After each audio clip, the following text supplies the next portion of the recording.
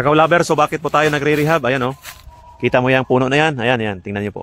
Diba? Napakaganda. Pormadong-pormado. So, planting distance pa rin. Kung gusto natin ng maraming bunga, talagang observe natin planting distance. Ilang metros yan papunta doon? Siguro mga 3 meters, 3.5 siguro. So, nagbawas tayo dito, oh. Tingnan nyo po, oh. Ayan. Binawasan ko to dito para makapasok yung isa. Ito, 3 naman papunta doon. Ito, 3 yata, 3. Tapos, nagbawas tayo doon. May papakita ako mamaya mga kakao-lover, dugtong ko dito sa video na to. So, banawasan natin, baka makapasok ang init. Ito naman siya, formado kasi siya, kaya tinira natin. Yung mga formado na yan. So, yun, binawasan natin. Ito, keep natin ito. Maraming binawas, oh, yung laki dyan, oh. Kinuha natin. Ano ibig sabihin nito?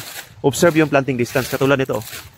Kasi, bayan, kung gaano karami yung kukunin kong ano dyan, kinuha ko, pinutol, ibibigay din niya yung bunga dito sa natitira. Magbubunga siya na marami.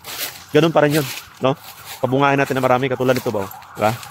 Makaraming bunga, no? Kasi may planting distance siya. Diba? Tama yung planting distance niya, oh. Yung ito. Yung isa, oh, ito naman, oh. Diba? Tama yung mga planting distance niya. Dito, oh. Diba? Sa niyog, 3 meters, papunta dyan. 3 meters din. 3 to 4, no? So dito, ito, mas malapit na to. Dapat putulin na to. Ito. Kaya binawasan lang. Ito, pwede pa. Diba? Diba? Dito, pinutol ko rin, no? Marami akong pinutol. Talagang ginawa kong 3x3 or 3.5, no? Yung iba, 4x4. So, depende. Ito, blanco na to, eh. So, walang problema yan. Magtatanim tayo ng... Ito naman, tataniman natin ng panibago. Doon, ang dami, oh. Isang part lang to sa farm natin. Ah, may mga bunga siya, oh. Pinutol dito natin, oh. Sa na. Ito, kinip natin. So, pabubungahin natin na marami dyan. Ganun pa rin yun. Kung ano yung binawas natin na puno, ito yun na yung magdadala ng bunga, yung mga panibagong, yung mga natitirang puno.